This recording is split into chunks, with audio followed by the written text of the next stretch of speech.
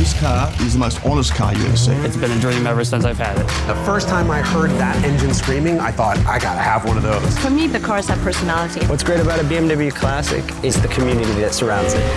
When you listen to that, that's why we're here.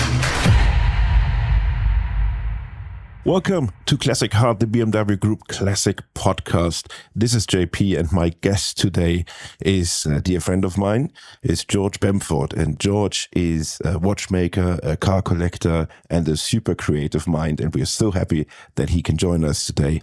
Welcome, George Bamford. Oh my God, I'm so happy to be here. Thank you so much for having me. This is awesome. Wow, so cool. And, BMW, such a cool brand. So I'm so pleased to be on this. This is amazing.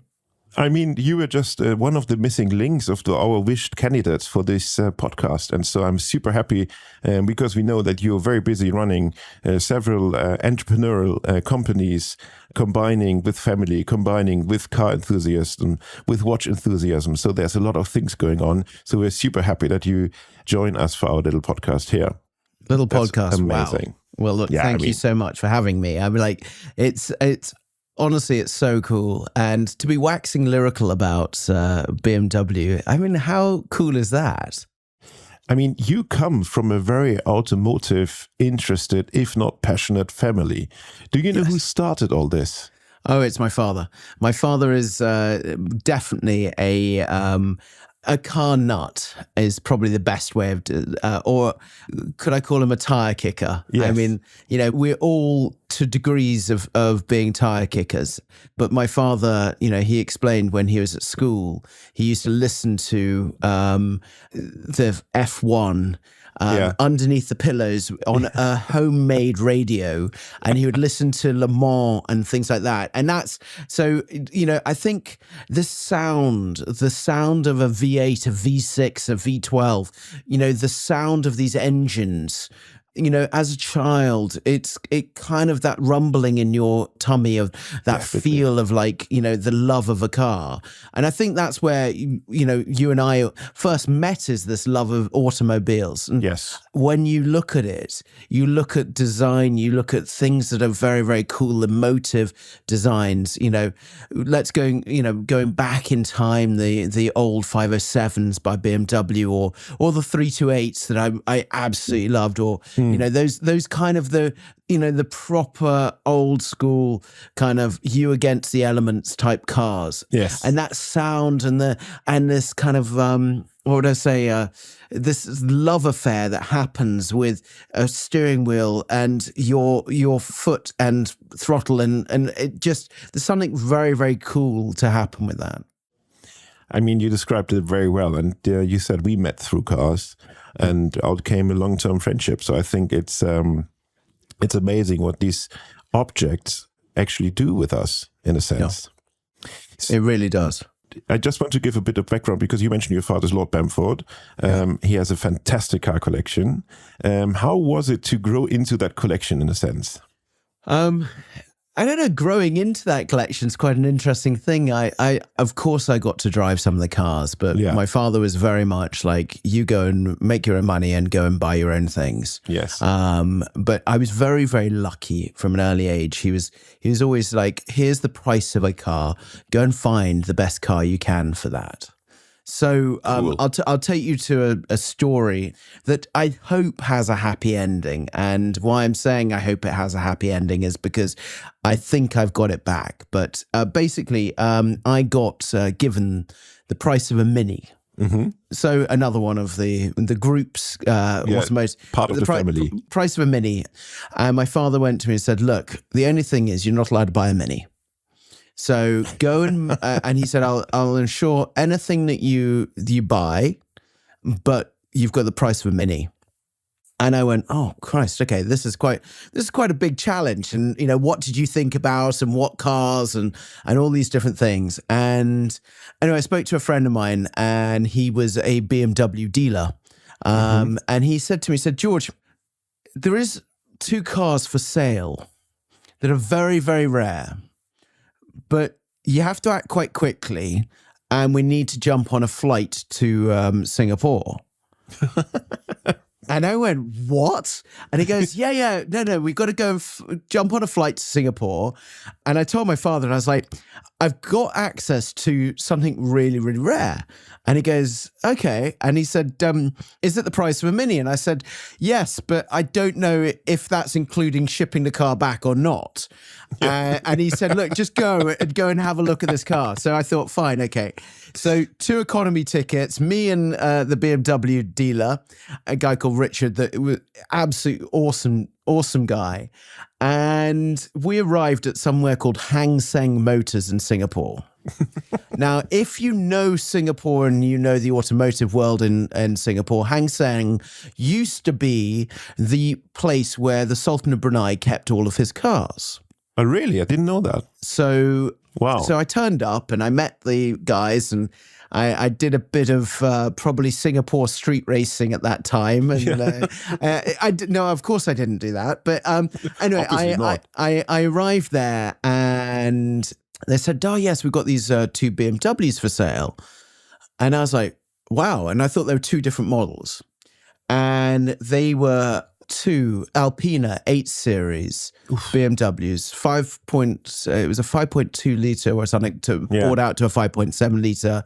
But the difference on these was that every panel had been replaced by carbon fibre, where Alpena had before done just the bonnet and a few little carbon fibre traits. So there is a photograph of me standing with this car. And I said to my father, I said, look, there's 2. And both of them are a price of a Mini each. So there's 2 Minis. And he said, no, go and buy the other one as well. And so I brought both, and shipping them back and importing them into the UK.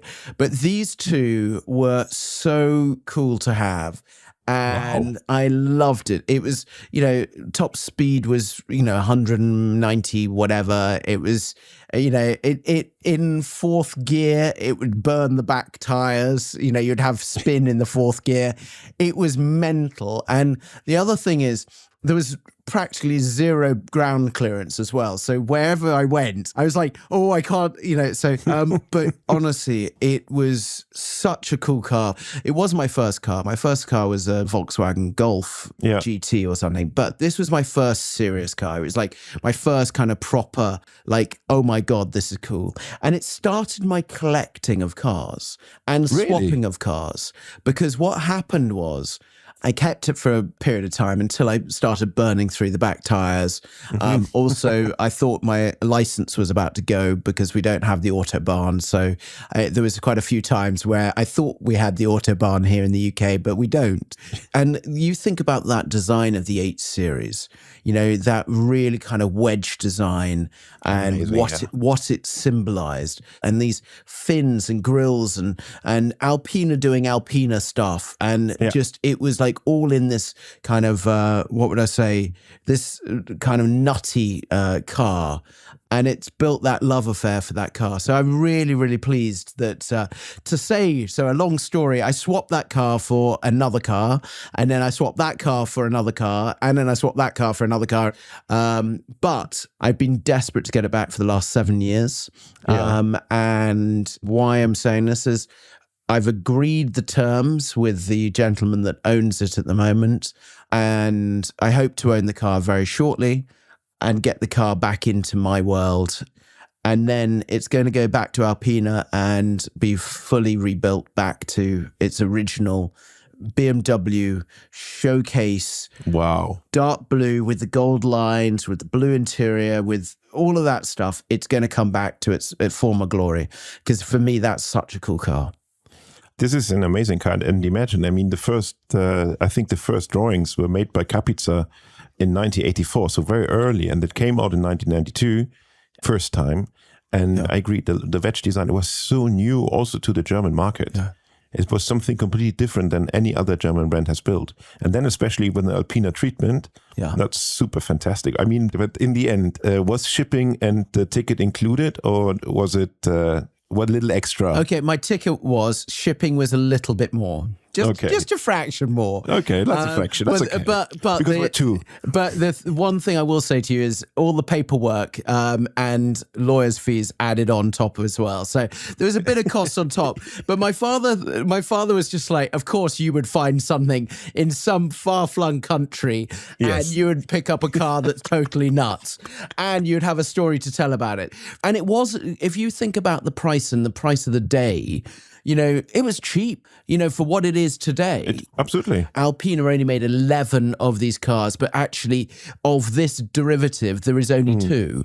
You know, you kind of go, this is like, if we said this is rare on rare on rare. Yeah. But you have to be that kind of geek that likes the Alpena or you like the 8 Series because, you know, they are one of those that, as you said, it was designed in 83 or 82, I think, was the first sketches, I think. So you think of this 80s design, you know, it pushed the boundary, and, you know, is it soup du jour today? I don't know. You know, if you compare it to the M1 or one of those things that, you know, is such an icon.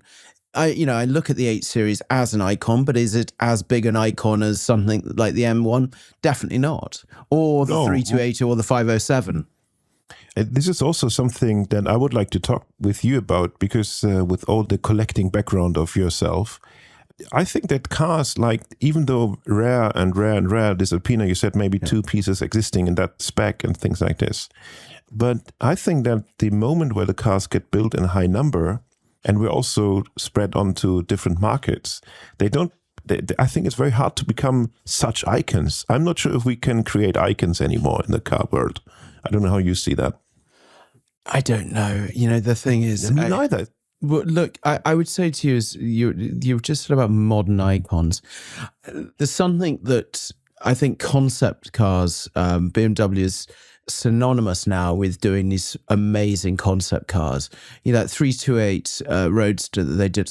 Yeah. That for me is almost like how you would do a Roadster. Yeah. How you would design a Roadster today. Now, what I would say to you is there a trickle-down effect onto other cars? Yes. But you think of when the i8 first came out. Yes. That was one of those pieces that everyone went, whoa, you know, and I know multiple people that had it. So, you know, I think icons can still happen. I would say... you know, there is these legendary cars. You know, you think about the M5 Touring. When that came out, you know, when someone had an M5 Touring, you were like going, this is so cool. And it was just badass. Yeah. And I think that's where I would look at these cars and think, okay, this is really, really cool. Also spec-wise as well. You know, sometimes when people do some amazing spec.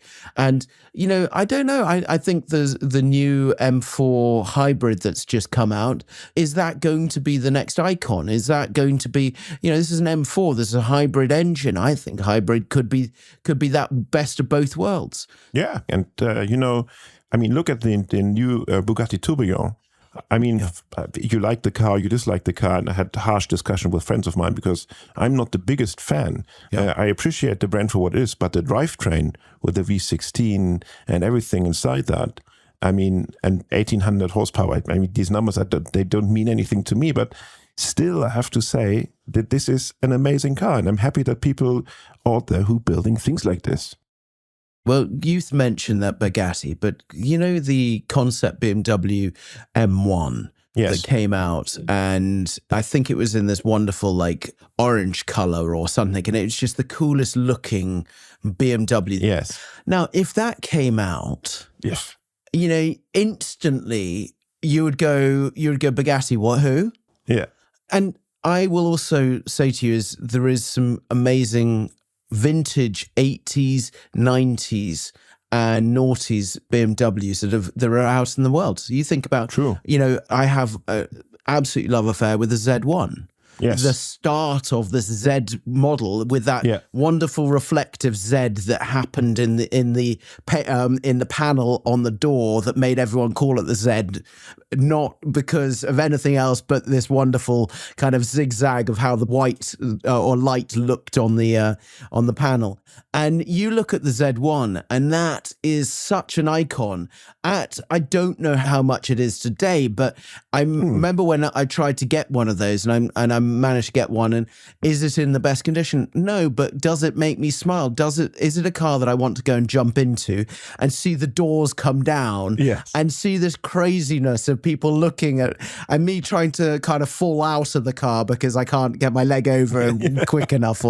But those are the things where you look at it and you think, actually, this is really, really cool. Yes. And so what I would say to you is, a modern icon today, I don't think is the modern icon that everyone will say.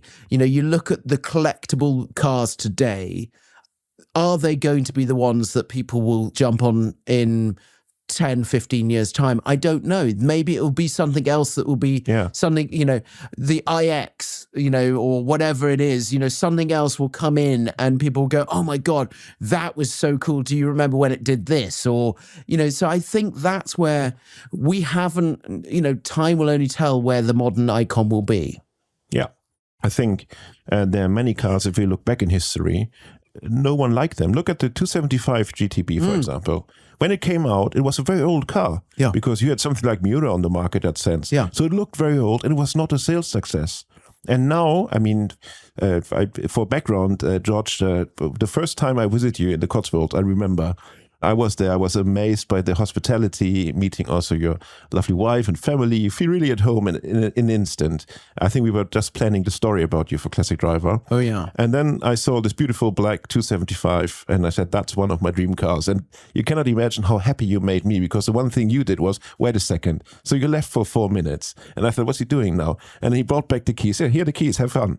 And then we jumped into the cars, and I mean, it was one of my biggest moments.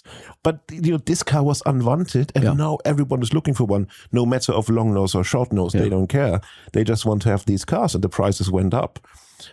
So there's an interest in the market. So I think it's very hard to tell. Exactly. Well, you think even 8 Series, or you think of, I was thinking of the 2002 BMWs. Yeah. For a while, no one wanted them. No Now everyone's going, have you seen? How cool is that?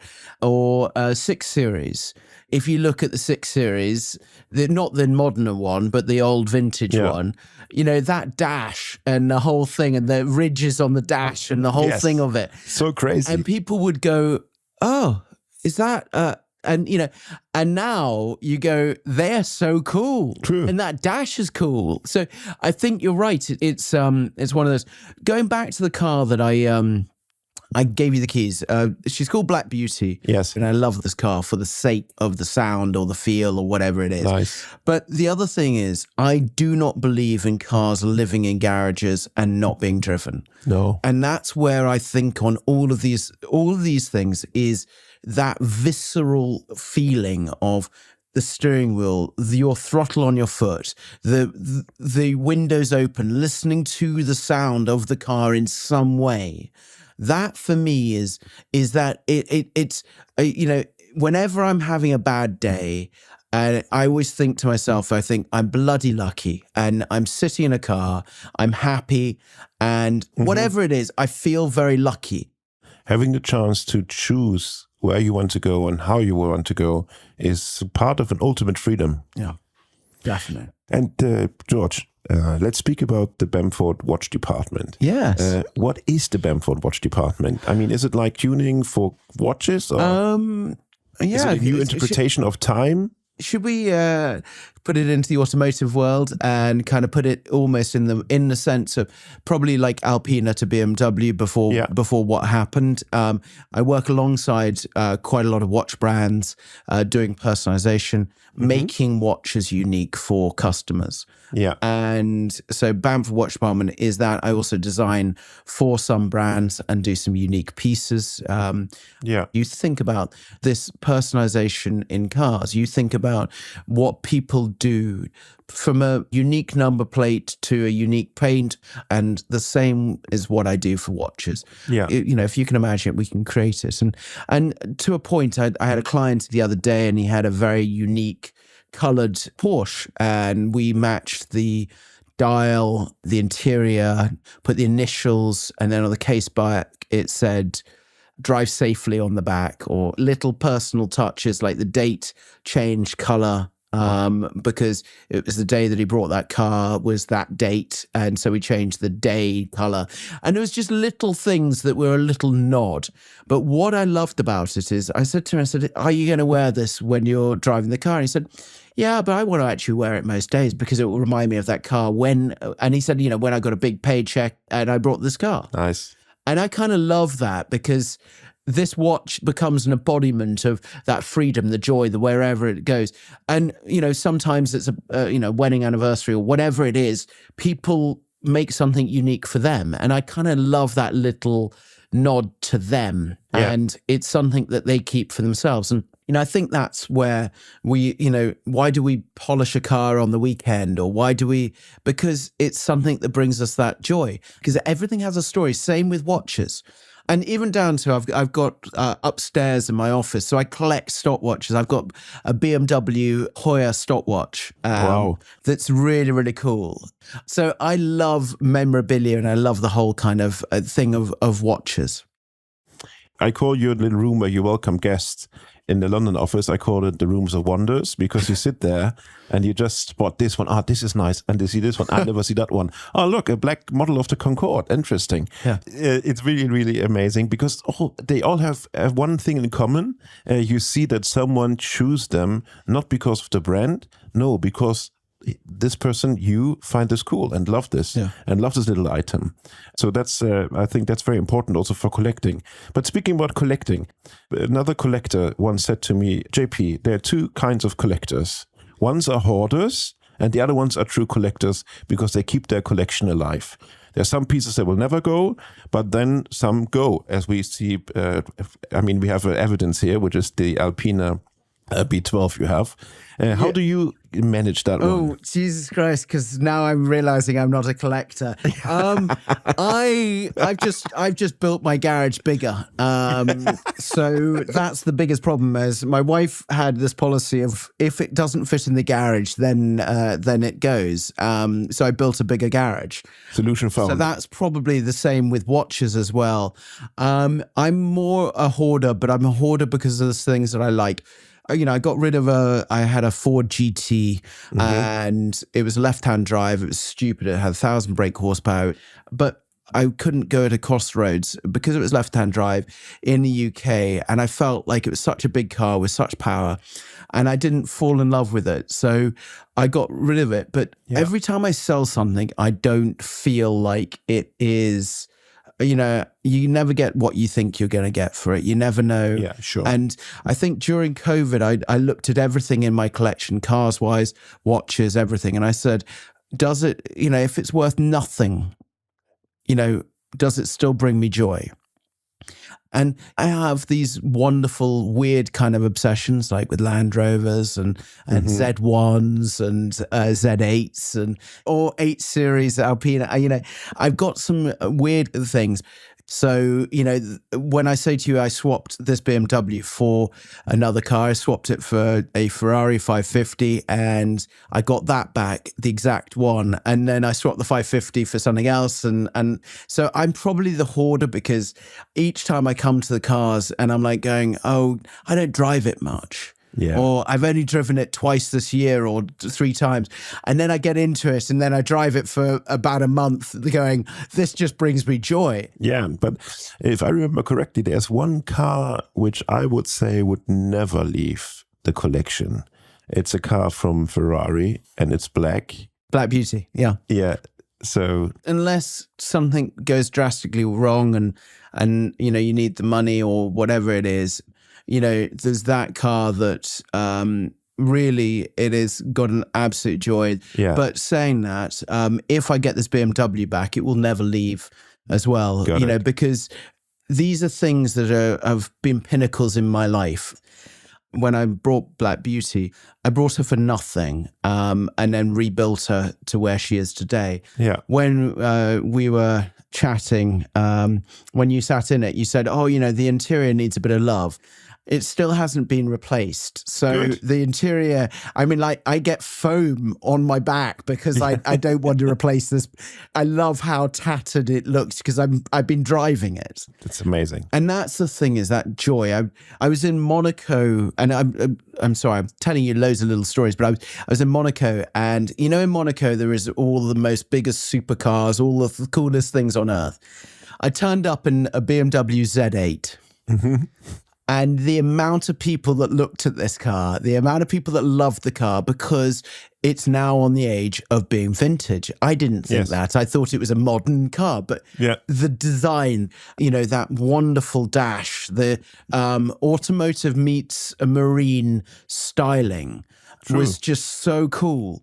And so this is where I'm saying is on anything, any car, when you're driving it and you can be in a different situation, it will make you smile. Absolutely, I agree. George, we have a little thing that is a surprise to you because it's called pit stop. That means not too much thinking. Oh, it's a this or that answer, and you can't say no. So unfortunately, no. So that's the point. Yeah, it's impossible. Are you ready for the pit stop? Okay. Okay. Alpine Weiss or British Racing Green? I got to go Alpine. Bleu de France or British Racing Green? Oh, that's then British Racing Green. Black or colorful? Oh, it has to be black, but I love color, but it has to be black because my world is black. Okay, yeah, black. Okay. Mint condition or enthusiastically driven? Oh, there's two caveats. Mint condition to start off with, and then drive the hell out of it until it becomes you. I've been very strict on that. Mint condition or enthusiastically driven? Oh, enthusiastically driven then. Yes. Okay, but you start in one place. Yeah, of course. Driving alone or driving with passengers? Passengers. Driving or being driven? Come on, that's not even a question. I mean, I sit, even when I'm being driven, I sit in the front. I'm like, so I'm like, come on, that's not even a question. So it's driven. Driven. What? Driving. Driving. Listen, car sharing or no car? It has to be car sharing. You've got to love cars. Road trip or racetrack? Road trip, because you've got longer on the road. Stick or pedals? Stick. Petrol or diesel? Petrol. Has to be petrol. Diesel or electric?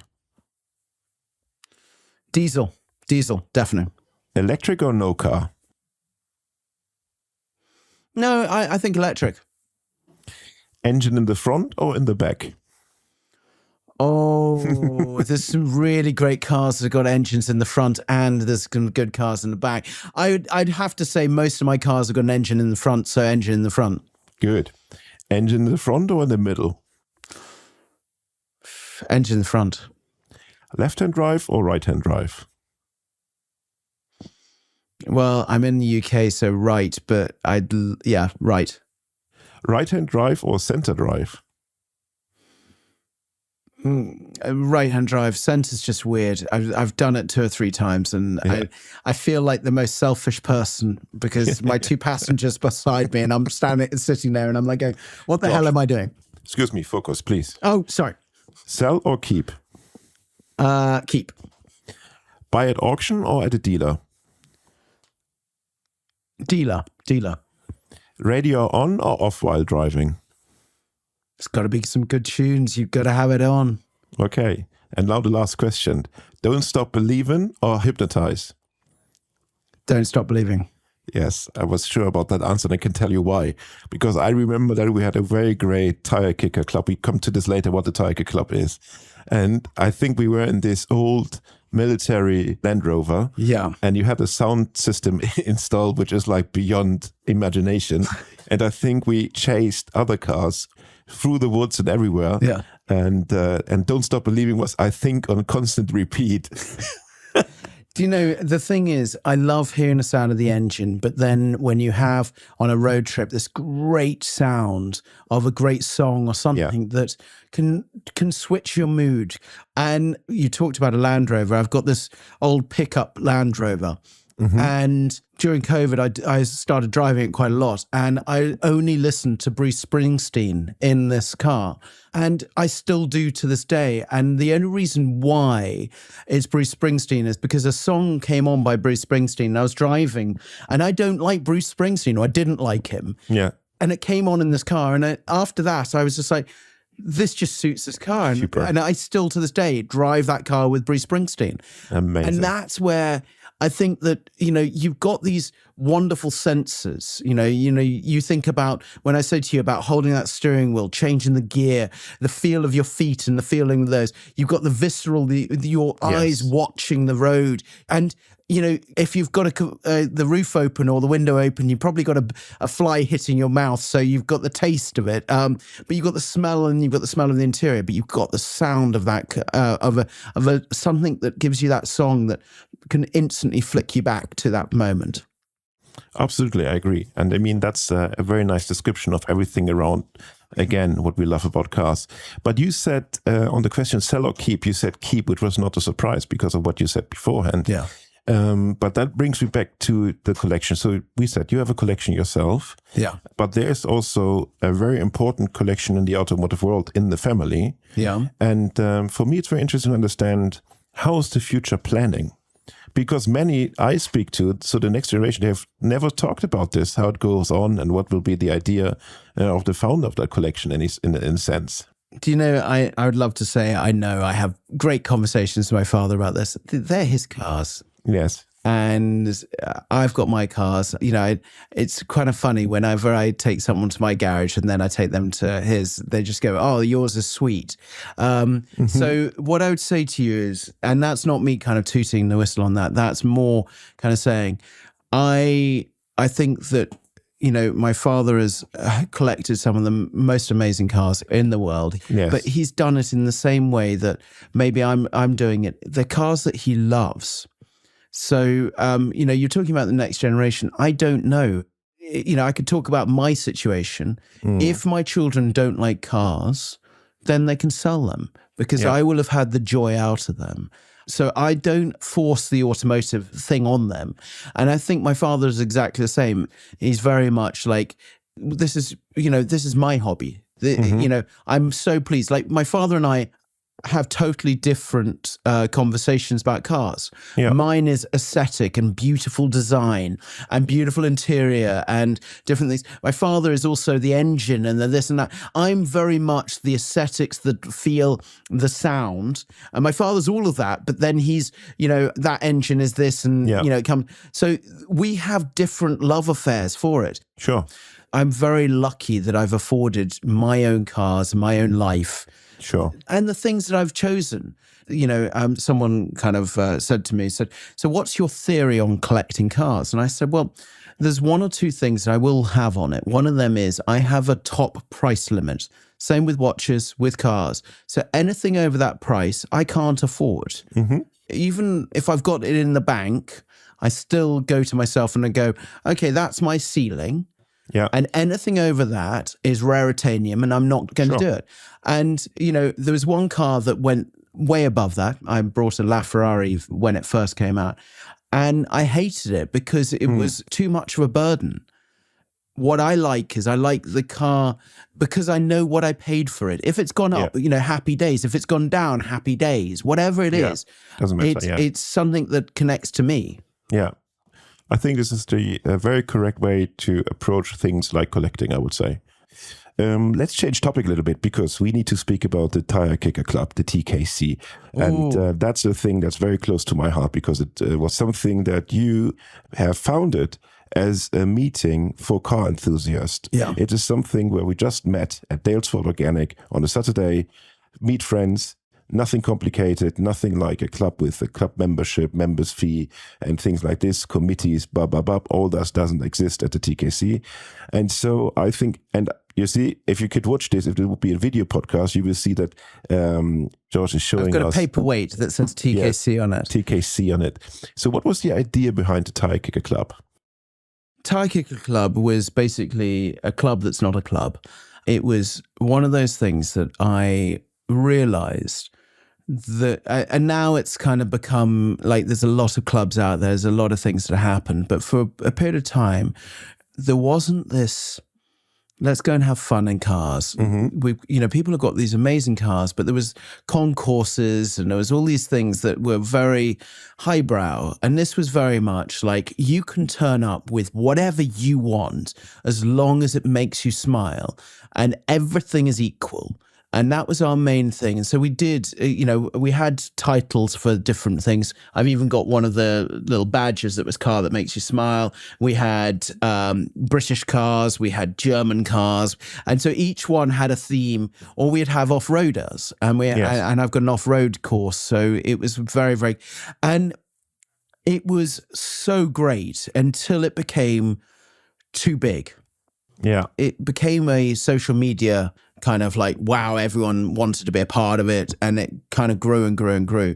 The last one I did, we had a lunch and someone barged my kids out of the way to go and get their lunch. Yeah. And then said to my wife, who are you? And I just went, okay, this is not, if you don't know us, then it's not worth doing this. And so I put it on hiatus. Of course, I'm still doing little meets and little things, but there's zero social media. There's zero on any of it because, and I banned phones because I realized what I did wrong was I put it to social media and I shouldn't. It should have been this wonderful thing that people felt safe. Yes. And then a lot of my friends would come and the organization was easy. We were very lucky where we hosted it, but we used to go to wonderful places. We went to McLaren, we went to Land Rover, we went to different Aston. places, Aston. We went Everywhere. to see some amazing cars. Yeah. We went to see some amazing collections, but it just started becoming unwieldy. And then it was also people asked other people to be a part of it without kind of saying, hey. So I just pulled the plug, sadly, but I loved it. I love Tyre Kicker. I've still got it amazing. as a business in that sense of like, hey, could it ever come back? I don't know. I remember I think I joined from the second one onwards, and that was you said it right, it was the magic. And I remember that I didn't do one single photo on the second one because I wanted to cherish this. And then, of course, but the third one and the fourth one, of course, we went all down this path. But I think it was really like a magical thing because it was so equal. It doesn't matter if you show up with your small BMW Isetta or with I remember that one. That was so amazing. cool. And it had a it had a rotary engine in. I'm sure it was something super special. I don't really no, get but it. it was a weird engine because I remember we opened the bonnet and looked at it, and it was the smallest little car there, and we looked at it, and I was like, "This is so cool." Yeah, so that was really amazing, and I think that's. But in the end, all good things have come to an end, and we kept the memory, and we do our meetings without phones and social media, and we enjoy them. But as I said, all good things come to an end. We also come to an end, George. Oh, no. We could speak endless, of course. But at this time, that's it for our first podcast in the automotive world, because I was in your podcast invited for watches. So we're super happy that you can join us, and thank you very much for being so open. Thank you so much. Keep the enthusiasm. And it was a really amazing conversation.